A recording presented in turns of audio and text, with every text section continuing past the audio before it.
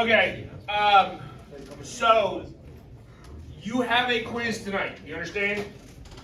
I understand. There is a quiz tonight, so I want to make sure we're clear on that because this is one of two days for the semester that are, say, single lecture day and a quiz. Right? Every other lecture day is a 2-day lecture and then a quiz. Pretty much all we are really covering today, and I titled it 1929. That is the date of, or the year of the beginning of the Great Depression, essentially. What's all we're looking at today. We're not looking at the actual Great Depression. We're not looking at the impact of the Great Depression. We're not looking at governmental response to the Great Depression, with the exception of one piece of legislation, right?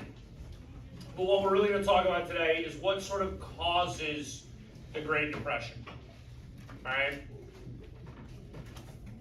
So, the first thing that you need to know, there's a lot of economics in this, because it's a Great Depression. A depression is economic in nature, right? So, the first thing that you need to understand is that during the 1920s, right, people are buying all sorts of stuff on credit. Right, what that means is, and there's a couple of different words for this, and there's a couple of, and the different words, I need you to understand, the different words exist for specific reasons. They're not necessarily directly interchangeable, right? So when we talk about credit versus speculation versus buying on margin, right, those are all different things, all right? So we're going to start with talking about buying on margin, right? Do you know what margin means? Beckett, where's the margin of your paper? The very edge, right? Okay, so that's like the English definition of the word margin. Yes, it's the edge. And when we talk about buying on margin, right, what we mean is we only have the edge, right, but we're getting the whole piece of paper. Alright, so when you buy on margin, let's say you want to buy $100,000 worth of stock. If you purchase that stock on margin, you are putting 10% down, meaning you are giving somebody $10,000, and they are basically providing you a loan for the rest. Okay, that's buying on margin. And in the 1920s, we buy a lot of stock on margin. The 1920s is a massive period of economic growth, all right? And I think we talked about this a little bit already with the last PowerPoint. We talked about economic factors of the 1920s, right? We have significant increases in consumption, right, and production, right? Our production was ramped up for World War I. As the war ends, our production is still going strong, even though Europe is going to begin to try to catch back up, right? So the next thing that you need to understand about banking in the 1920s, because banking is going to end up being a huge problem here, right? The stock market and banks are engaged in behaviors that are ultimately responsible for the Great Depression. Okay? Like, I need you to understand that. Was it illegal? No, it's legal. Is it still legal? It is not. Yeah, it's kind of legal again. We made it illegal for a long time, though. I don't know what it is. We'll get there. Okay? But maybe we need to talk about this first, right? And I don't think we probably talked about this in enough detail, and you'll get it more next year in government as well, right? Government is not efficient. You understand that? When society changes, right? When there's progress, when there's all sorts of things, and when we talk about all of this in history, right? We're like, all of this happened domestically and like socially and culturally. And then we get to our next unit, and I'm like, and here's what government did because of the last unit, right? Government is always going to be 5, 10, maybe 20 years behind in certain instances.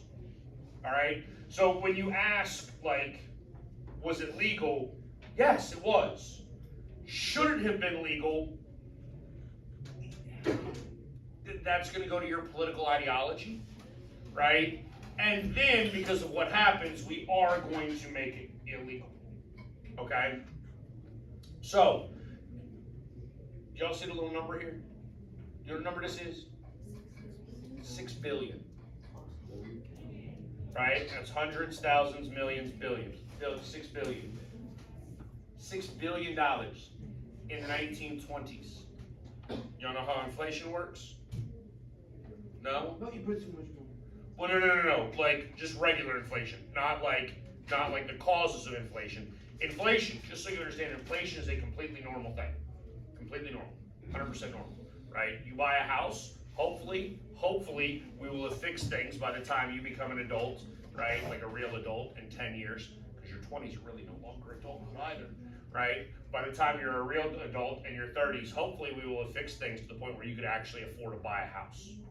Right? As it currently stands, that's a hard no. You're not ever going to buy a house. I mean, some of you will, because you'll be rich. But like most Americans will not. Okay?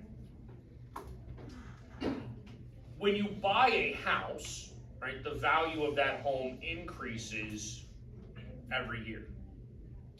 Very little, right? Should be very little. Should be on par essentially with inflation. Okay? That's a completely normal concept, right? Obviously, the longer you hold something, then the more value that it's worth, yes? Right? So if, let's just say for the sake of argument that the value of my house goes up, I don't know, 5% every year, right? And so I have a $200,000 house, and after a year, what is the value of my house then? It would be $210,000, yes? It's 205,000. No, Oh, it's 10. because it's 5%. 5% on 100, 5% on another 100, add those two 5,000s together, it's 10,000. Right? If it was 2.5%, then it would be 5,000. Okay? But then the next year it goes up another 5%, and now that's another 10,000 plus whatever 5% of 10,000 is, which is what, 500? So now the value of my home is 220,500, maybe. Yeah, I don't know. But you my point, and it compounds, and it actually like builds on itself. We understand? And this is 100 years ago. Oh my gosh. And we're talking about $6 billion. That's a lot of news. And here's the thing. I think, have we talked about this yet? Because I think people have a hard time sometimes understanding numbers because numbers are sort of abstract. Yes? Right? And I want to put this into perspective for you, hopefully in a way that actually makes sense. Right? Do y'all know how long a million seconds is? Because a second is easy to understand, yes? Like, they're just constantly happening. A million seconds is how long? Like a couple of years. Oh, God, no. Oh, no, that's all. Billion. What'd you say, Tyler? It's 11 days, right? It's 11 days. Anybody know how long a billion seconds is? Couple of years.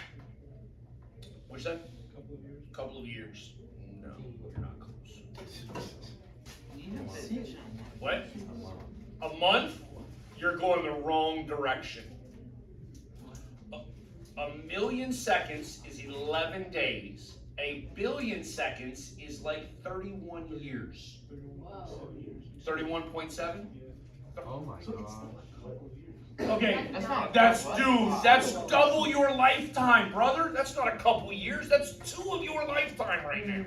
Bro, that's That's too real. a couple. Yeah, it's 2 of all of y'all's lifetimes, basically. Y'all are 16, right? Yeah. Sorry, Reagan. Super senior. All right, are you $6 billion in loans? You understand that? Okay. So, what's up? What would that be in like today's? You're gonna see. I did the math when I made this like a week and a half ago, 2 weeks ago, whatever it was. There's a slide in here that puts some of this into perspective with today's like dollar value. All right. So the next thing that I need you to understand, in capitalism, and I need you to grasp this, right? So in capitalism, the idea of ebbs and flows is completely normal. Do we know what that means?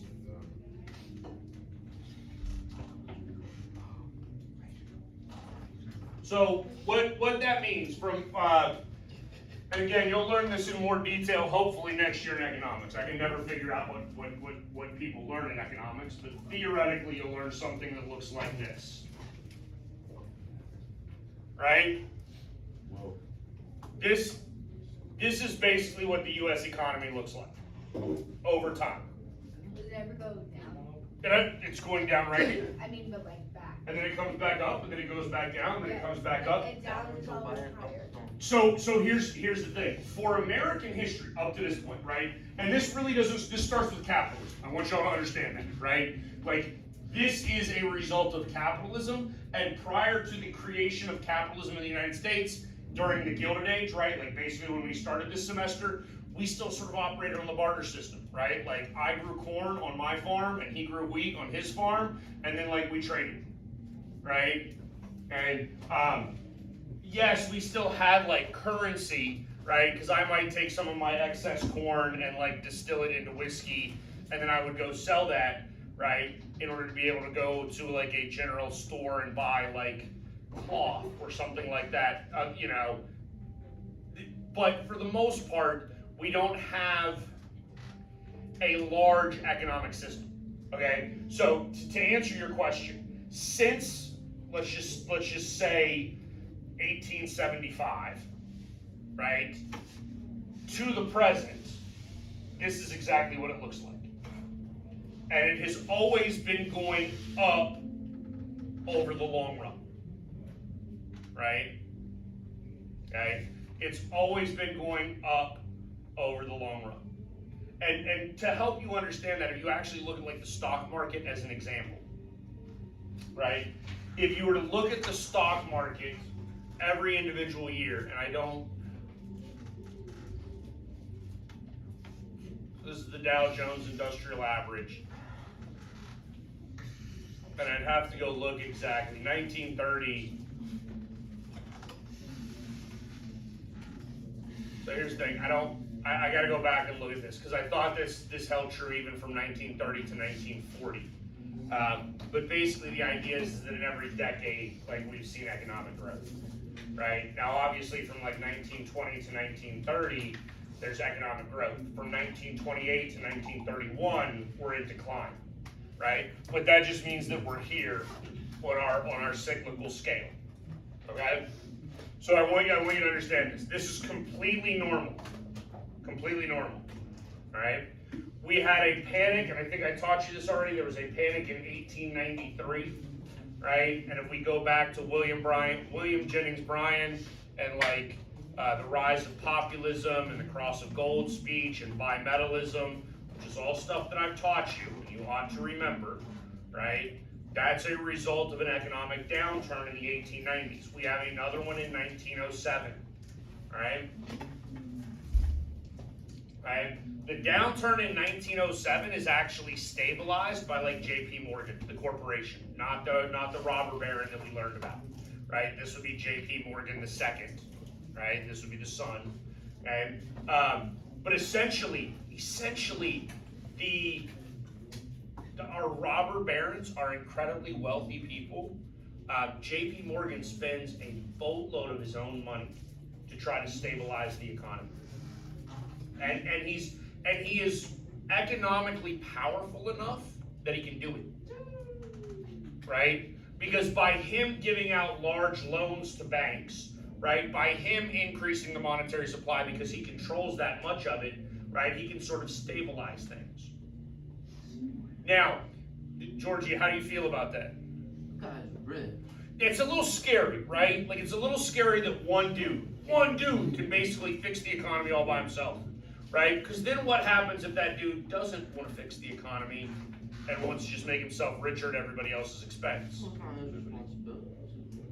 Well, I mean, you can actually argue that too. It's not his responsibility. This is part of the reason why in 1913 we get the creation of the Fed, which is the Federal Reserve System, which is the Bank of the United States. It's actually like an independent U.S. agency, right, that controls economics within the country. All right, by this point, right, so again, in 07, right, Morgan the corporation is providing deposits to struggling banks and loans to brokers and like doing things in order to stabilize the system. And then we create the Federal Reserve and we get to 1929 and JP Morgan can no longer do it in large part because the Fed now wields a whole bunch of the control that he used to have. Okay? All right, so this actually, let's go to Black Thursday first. Black Thursday is the first decrease in the US stock market. Right? So on Black Thursday, we see a significant decrease in the value of stocks. The stock market is just one of a number of different indicators as to the success of the US economy. Right?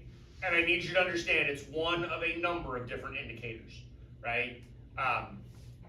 Because I think that if I were to ask you all today, like, how is the state of the U.S. economy, you would all have your own opinion, yeah?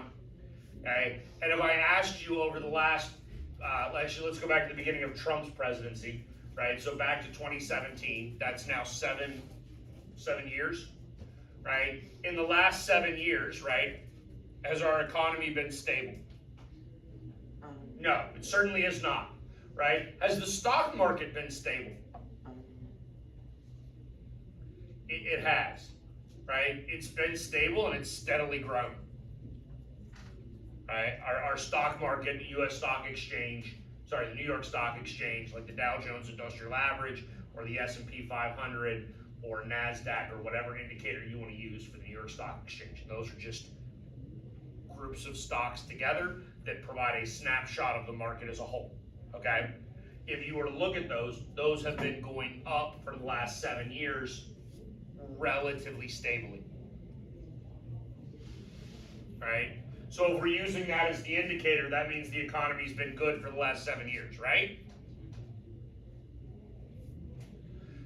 Obviously, that's not true. The economy has not been good for the past 7 years, right? And therefore, we need to look at other factors as well. Okay? All right. So Black Thursday is the first day that the stock market begins to tank, and it loses a significant amount of its value. The first one is Thursday, right? So the first one is Thursday, which would have been the 24th, right? October 24th, 1929. The stock market loses like 10% of its value. All right? The market as a whole loses 10% of its value in a day. That's good for people who want to buy stock. No. You buy low, you sell high. Well, but here's the problem, right? If the bottom has fallen out, right? Like, think about it for a second. Like, take an elevator, yes? So the stock market is an elevator constantly rising, right? And then all of a sudden the elevator stops, right? And it starts going back down. Now, you're absolutely right. It'd be great, right? So if the stock market, if we're talking about like a 100-floor building, right? And there you got the ground floor and the stock market has risen up to like floor 75, right? And then it drops back down to floor 40, right? Do you want to jump on? Yeah. Okay. The problem is, how you know it's going to go back up? You don't. You just What happens if it's just in a free fall and it crashes back onto the bottom floor and literally crashes and everybody in the elevator is now dead? So you just wait when that happens and then. So we're going to talk about that at the end of this PowerPoint because that's actually an economic concept that we have to sort of understand to understand how all of this is played out, right? Because the reality is, if we go back to the very first slide, all of this is an attempt, a scheme to get rich quick. Get rich quick. You understand that? I mean, honestly, like, raise your hand if you would like to get rich with minimal effort. Right? Like, every hand other than Sophia who's asleep went up.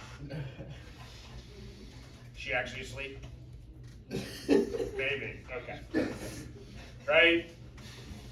Do you understand that there's absolutely nothing wrong with that, right? There's absolutely nothing wrong with trying to get rich quick. Okay? The problem is, for everybody that is successful in a get rich quick scheme, right, you have 100 people that are unsuccessful. The stock market in the 1920s, a lot of people are trying to get rich quick. They're buying on margin, right, and they're buying in a speculative manner, operating on an assumption that the market is going to continue to rise forever. But this, see, here's the problem. It's 1920. Do we understand that? We've had capitalism for how long? 40 years? My lifetime, that's it. Right? So how much analytical data do we actually have? Very, very little. There are honestly people that believe that this bull market will continue forever. Forever. Right? Because if you actually look at a stock market, right, and you were to zoom in, I mean, let's just say we zoom in, right, like here's today.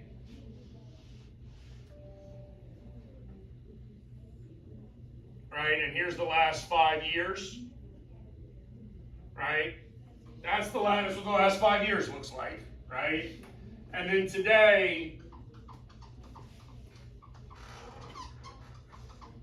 looks like that. Right? Because in any given minute, the market's going to change, right? People are constantly buying and selling stock, and so the market is constantly evolving, the market is constantly changing, the prices are constantly changing. Okay? But if you zoom way out, it just looks like a straight line going up. This is what people honestly believed in the 1920s. They were like, oh, it's just going to go up forever. Right? And here's the thing. If you're sitting there, we go back to that elevator analogy, right? And all of a sudden, that elevator is on floor 80 or 90 or 100. Are you going to get on? Here's the problem. If you don't get one, what happens? It make you go numb. Then you're never going to make any money. You'll never make any money because you didn't do anything. Right? Because the belief is you can hop on the elevator and then stay there for a month, 2 months, hop off at a higher floor, and you've made money. Right? But if you don't get on the elevator in the first place, you're never going to make money. Ever. Right? Now again, I actually kind of like this metaphor because what happens when too many people get onto an elevator? If the actual elevator is beyond its weight limit capacity now, the likelihood of a cable snapping and the elevator actually free falling to the ground is relatively high. Right? And ultimately, that's what we're going to end up with. Okay? So, Black Tuesday is the 29th. This is the day that most people will actually associate with the real start of the Great Depression. And this is another double-digit loss in the value of the market in an individual day. The reality is the actual market loss occurs over multiple days. Okay? It's not like everybody lost everything all at once suddenly. I mean, it's sudden in the sense that it's a week, 2 weeks, right? And it continues to go down into 1930. I need you to understand that. All right? It will continue to decrease. All right? There are markets, other markets around the world other than the New York Stock Exchange. There's a Beijing Stock Exchange. There's the London Stock Exchange. Right? Companies are traded on other stock exchanges as well. Those stock exchanges can impact the value of the New York Stock Exchange. right? And so we are entering into a point, and I need you to realize this, the Great Depression does not happen in America. It happens everywhere. Okay? The Great Depression is really a global event. So the London Stock Exchange had already crashed in September. It's now October and the US Stock Exchange crashes, right? And again, look at that just insanely large number. In a single day, the market lost $14 billion worth of wealth. That means $14 billion vanished in a day. It doesn't exist anymore. Because the problem is in capitalism, everything is traded on an open market, right? So the only value that anything has is based upon what you can get for it in a trade. Caleb, is that one of those nice Sharpie pens? Yeah. I love those pens, right? Okay, I'd pay like $2 for that pen. Would you trade me for it? No. You wouldn't give me $2 for a single pen. I would. You can have mine. You have a Sharpie pen too? Yeah. So here's the thing. The value now is what we have agreed upon. Okay? But what happens is when the perceived value of everything drops drastically, all of a sudden I was willing to pay $2 for that pen. Now I'm willing to pay 5 cents for that pen. So what happened to the $1.95? It's just gone. It never really existed in the first place, because that's the problem. In Maddie's mind right now, she's like, well, I got $2, right? I'm holding this pen and Baker would buy it off me for $2. So if, let's just say for the sake of argument, Maddie forgot her lunch today and she's like, oh, I need to go to the vending machine, I need to get something to eat, right? She's like, well, I can just go to Baker's room at lunch and he'll trade me $2 for the pen, right? So theoretically, she's holding $2. Is she actually holding $2? No! Right? That's the perceived value based upon our agreement. But once my idea of that pen's value changes, right, and everybody's idea of the pen's value changes, now all of a sudden she went from something that she thought was worth $2 to something that's worth a nickel. That $1.95 just ceases to exist because it wasn't real in the first place. Now that's a really in-depth conversation for you to try to get to at some point in time to understand economics, because I'm going to go ahead and tell you right now, when you live through the Great Depression, right, it's going to be because this is worthless. You understand that? Go back to barter system. This has no value. Why do you trade this for goods and services? Because you think the government would give you something of value for this. That the government has backed it. The government has not. Okay? We'll get to that eventually. But you understand, now do you understand, like, where did that $14 trillion go? $14 billion go? It's just gone. It vanished because the perceived value of things changed. Right? Now this is $14 billion in money in 1929. And Caleb asked earlier, what is that in today's money? That's $258 trillion. That's bigger than our U.S. economy. 7.5 times. Okay, what is our current GDP? We could look it up. I think our current GDP is roughly like $27 trillion, right? Our debt exceeds our GDP. That's a problem, right? And maybe we'll have time to get into that, right? But our debt, the U.S. debt, right? And I put on there only, and you have no idea how much it pains me to have written the word only up there in front of the U.S. debt, because our current debt is $34 trillion, okay? It is $34 trillion that we will never pay off and will ultimately be the downfall of this nation, okay? Right? No, Coolidge couldn't fix it at this point, right? I mean, Mellon paid down debt, but he didn't even pay down all the debt. This is a trivia question.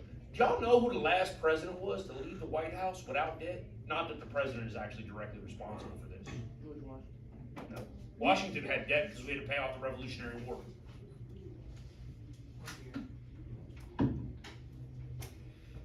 Andrew Jackson. Oh, wow. You should have. Wow. You should have. President number 7.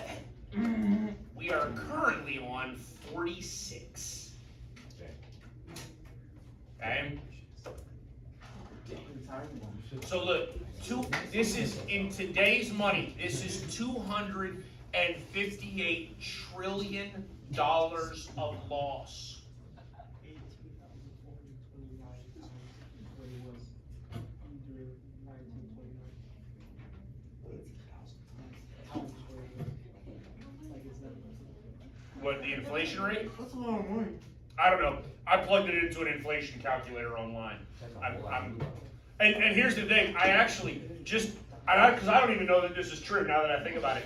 I could not plug numbers that large into the inflation calculator. I literally plugged in 14, right? I plugged in 14 and it gave me like 258,000 or whatever, right? Like, because I couldn't plug in 14 billion. Like, it wouldn't accept a number that large, right? So Black Tuesday now is the actual start of the Great Depression itself. All right. So I'm not very good at organizing PowerPoints. I'm just not. I mentioned this word already. Speculation, right? So buying on margin is buying, basically having put down a little bit of money. Yes. And speculation is essentially what you are doing. You are speculating, right? If I were to speculate, what does that mean? Like, what does that mean? Like vocab power plus, you're about to take the SAT in a week and a half. March 6th. Y'all are taking the SAT in like 13 days. Then spring break.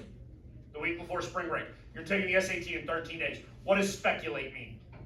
Get money to help make What?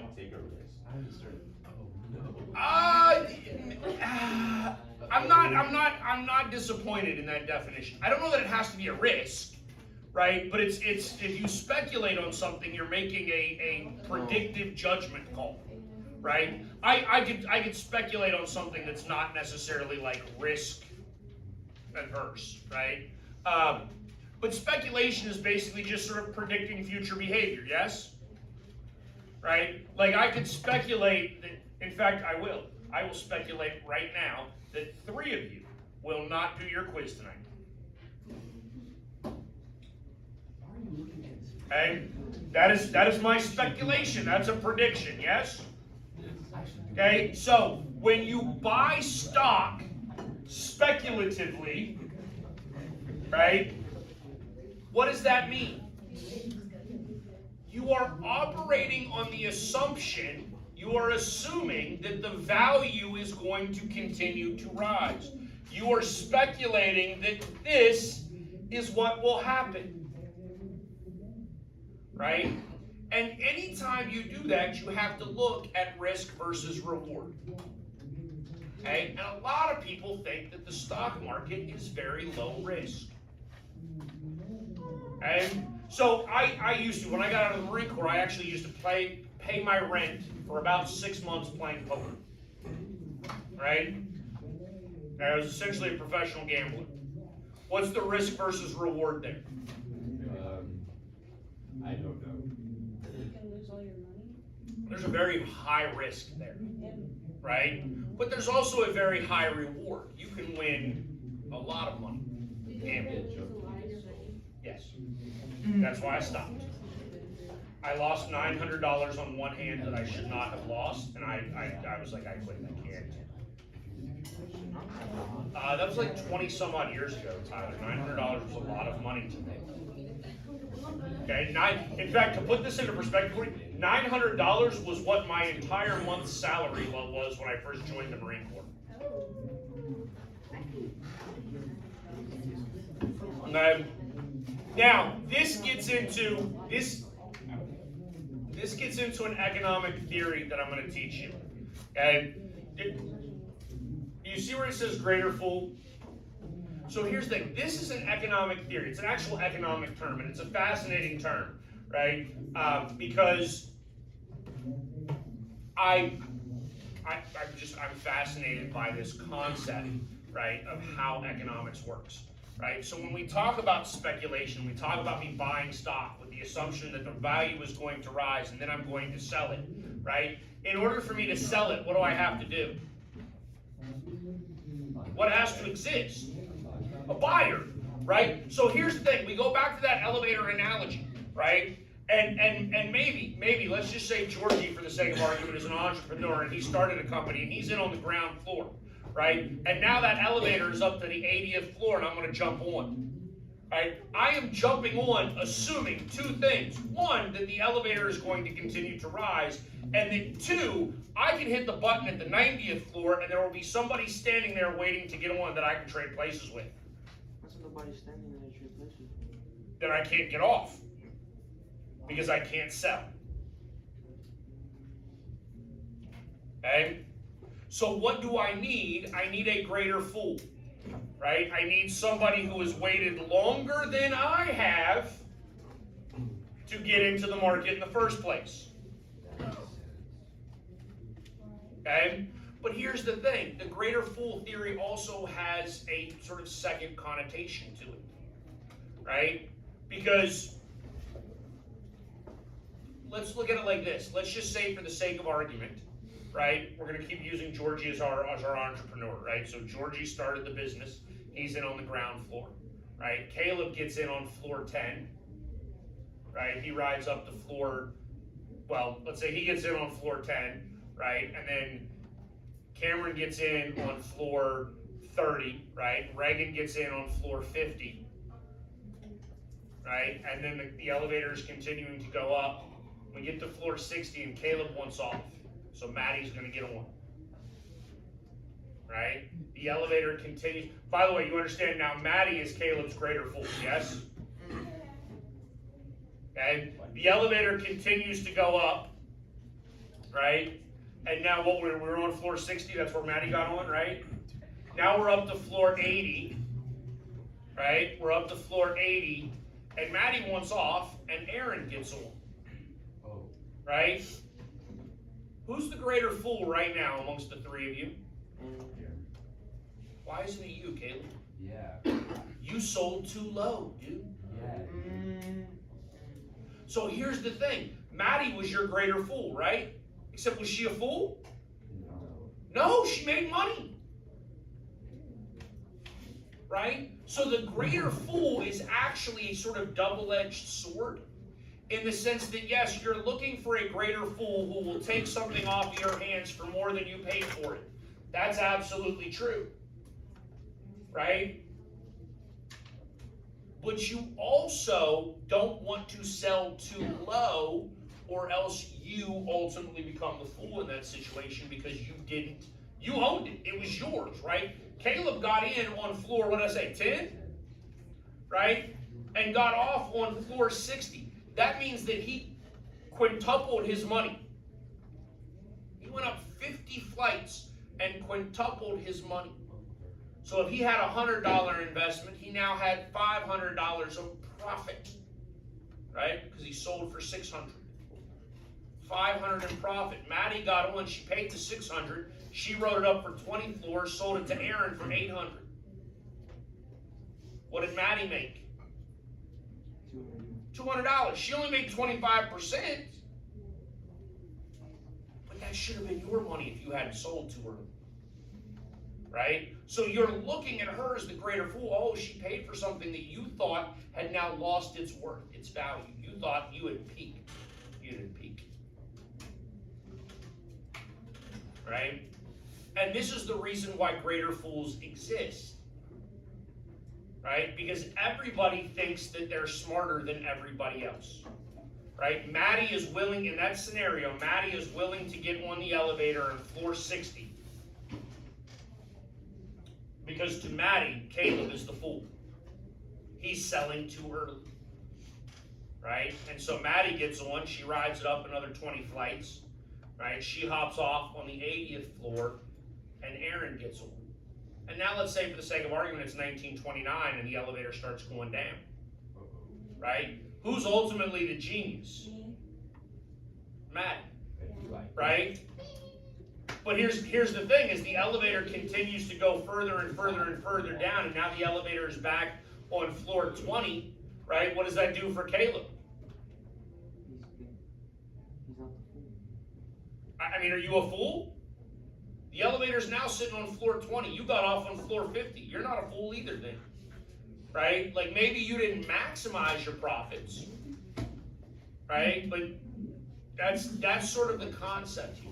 Right? And so this is wildly speculative, where you are operating on assumptions that things are going to behave in the manner in which you think they're going to behave. Okay? That's speculative, right? But why did I quit playing poker for a living? Because of an idiot. An idiot who bet into a hand that he had no business betting into and got lucky, right? And I'm not even great at the math. Literally, there were, after y'all know anything about hold'em, right? Like after the flop, right? So there's 3 cards in the middle that everybody used communally, and I have 2. He was holding 2. There were only 2 cards left in the deck that could help him, and he needed both of them. Both of them, right? Which means that he had a 1 in like whatever 52 squared is chance. You understand how astronomically small that is? He did. He got it. Right? Which is why, because I'm like, I can't, I'm gambling. I'm playing odds. I'm speculating, and I'm speculating based in part off the math, right? But also in part off of the fact that other people will behave rationally. He did not behave rationally. Right? And it worked out for him, but this is what happens in the stock market as well. Right? When you're operating speculatively, you're operating based upon what you think are mathematical tendencies and the belief that other people will behave rationally. Are other people always rational? God, no. If you have ever had a boyfriend or girlfriend, you know that. Huh? I wasn't listening. If you have ever been in a relationship, you know that other people do not always behave rationally. That is very true. Right?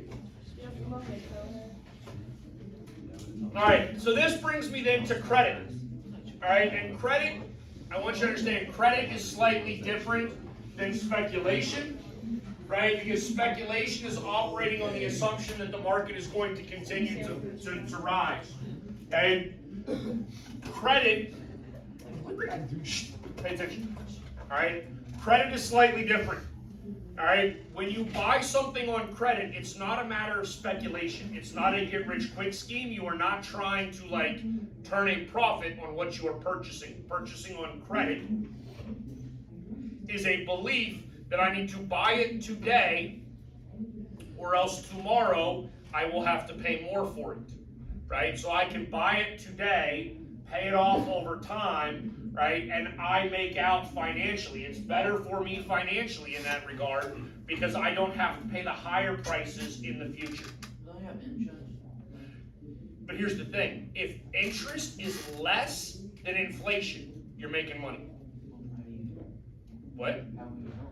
Well, so I have a 3% interest rate on my house, right? That means I pay my house off at 3%, right? The loan, I get charged 3% interest. If inflation, and it was a couple years ago, was 10%, what does that mean? That means that the value of goods is increasing faster than the interest rate on my home, right? So eventually, if I stay in my house for 30 years, right, and I pay off my mortgage, let's just say for the sake of argument, I took out a $200,000 loan, right? I will pay off over the 30 years with all the interest payments, I will pay off $350,000, right? I will give the bank $350,000 for them having given me a $200,000 loan, right? But if inflation happens and the inflation exceeds the 3%, then all of a sudden the house is increasing in value faster than the inflationary, or than the interest payments are being made, right? And now my house costs $700,000. No, I still only owe $350,000. I have a contract with the bank. They cannot charge me more because dollars are worth less. We have a contractual agreement.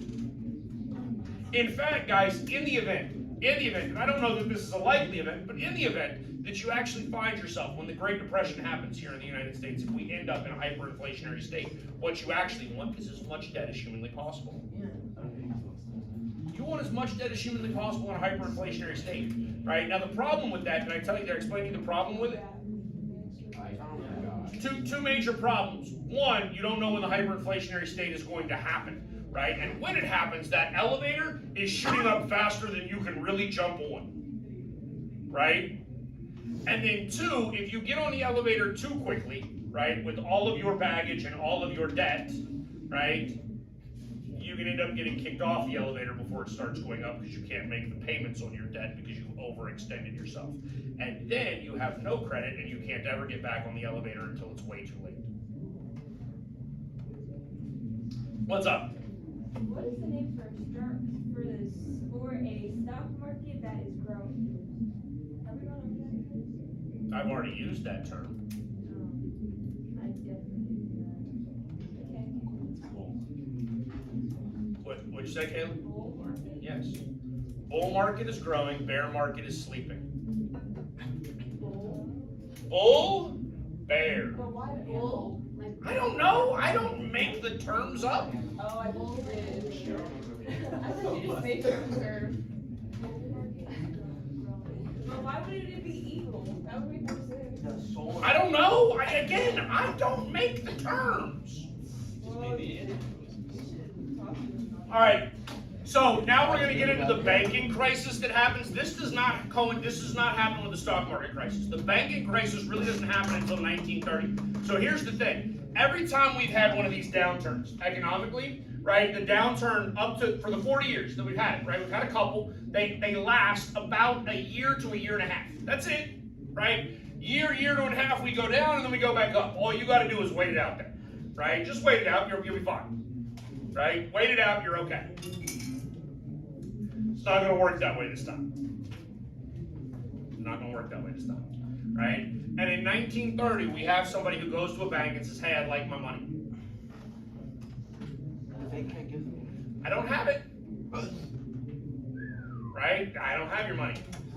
How? Do y'all know how banks make money?